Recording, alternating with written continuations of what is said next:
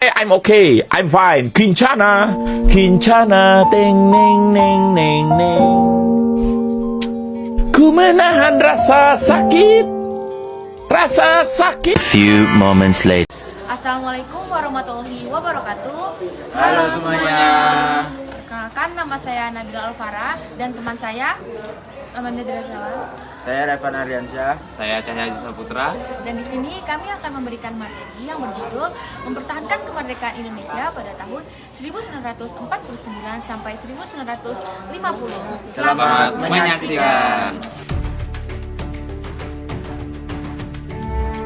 Perjuangan mempertahankan kemerdekaan Indonesia tahun 1945 sampai 1949. Kemerdekaan Indonesia pada 17 Agustus 1945 bukanlah akhir dari perjuangan, melainkan awal dari perjuangan baru yang jauh lebih berat. Setelah merdeka, bangsa Indonesia harus berhadapan kembali dengan ancaman penjajahan dari Belanda yang datang bersama pasukan sekutu. Indonesia tidak hanya harus mempertahankan diri di medan perang, tetapi juga membuktikan kepada dunia bahwa kemerdekaan yang diproklamasikan bukan sekedar simbol, melainkan hak penuh yang harus diakui secara internasional. Dalam masa inilah semangat persatuan seluruh rakyat diuji. Para pemuda, tentara, laskar rakyat, dan masyarakat biasa saling bergandengan tangan untuk berdiri melawan kekuatan besar yang ingin merebut kembali Indonesia. 1. Setelah Indonesia memproklamasikan kemerdekaan pada 17 Agustus 1945, perjuangan bangsa Indonesia sebenarnya belum berakhir. Secara hukum kita memang sudah merdeka, tetapi kenyataannya tidak semudah itu. Belanda belum mau mengakui kemerdekaan Indonesia dan justru berusaha kembali mengambil wilayah jajahannya. Pasukan sekutu AFNI yang datang ke Indonesia sebenarnya memiliki tugas resmi, yaitu melucuti tentara Jepang dan menjaga keamanan. Namun karena mereka membawa senjata, Belanda mendapat kesempatan untuk kembali masuk dan menguasai Indonesia. Inilah awal ketegangan antara bangsa Indonesia dan Belanda yang berlangsung hingga tahun 1949. 2. Latar belakang perjuangan. 1. Masuknya sekutu ke Indonesia pada bulan Agustus 1945 setelah Jepang menyerah kepada sekutu pada akhir Perang Dunia Kedua. Indonesia secara otomatis menjadi wilayah yang harus diamankan oleh AFNI. Walaupun tugas mereka mulia, namun kedatangan Nica membuat situasi menjadi panas. Mereka mulai mengambil alih kantor pemerintahan, memasang bendera Belanda, dan menganggap Indonesia masih wilayah Hindia Belanda. Tindak tanduk Belanda membuat rakyat sadar bahwa penjajah mencoba masuk lagi. Maka tak heran jika berbagai bentrokan langsung terjadi di Surabaya, Jakarta, Bandung, Medan, hingga Bali. 2. Penolakan rakyat Indonesia. Kedatangan sekutu dan Nica membuat rakyat Indonesia merasa dilecehkan.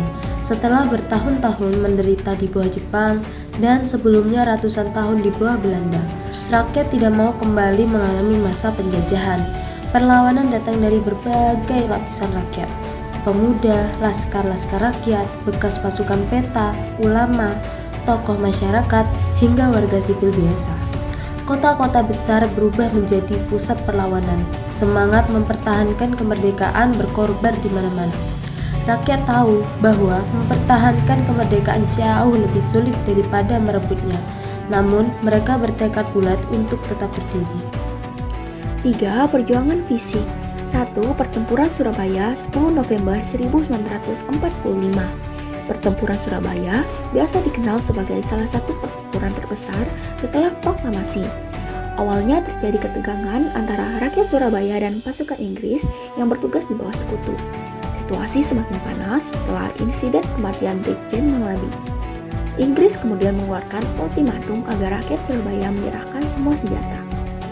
Tentu saja, ultimatum itu ditolak karena rakyat tahu bahwa menyerahkan senjata berarti memberikan kesempatan bagi Belanda untuk menguasai kota dengan mudah.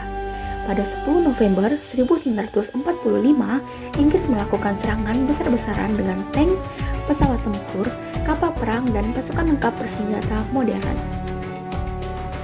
Peran Bung Tomo dan semangat rakyat Surabaya. Dalam suasana penuh tekanan itu, suara lantang Bung Tomo melalui radio penyulut semangat rakyat. Pidato-pidatonya membangkitkan keberanian pemuda-pemuda Surabaya. Dengan semangat itu, arek-arek Surabaya bertempur tanpa rasa takut, walaupun hanya bersenjatakan bambu runcing, senjata rampasan, dan alat seadanya. Mereka menghadapi tank dan pasukan modern Inggris. Mereka berjuang dari rumah ke rumah, lorong ke lorong, mempertahankan setiap jengkal tanah Surabaya. Keberanian mereka bukan hanya menjaga kota, tetapi juga menunjukkan ke dunia bahwa Indonesia tidak main-main mempertahankan perjuangan kemerdekaannya. Dampak pertempuran Surabaya. Pertempuran berlangsung sekitar 3 minggu. Banyak korban berjatuhan, tetapi perjuangan rakyat Surabaya membuat Indonesia mendapat perhatian besar dari dunia internasional. Negara-negara lain mulai memahami bahwa Indonesia pantas mendapatkan pengakuan sebagai negara merdeka. Karena jasanya, 10 November ditetapkan sebagai Hari Pahlawan untuk menghormati keberanian rakyat Surabaya yang gugur dalam mempertahankan kemerdekaan.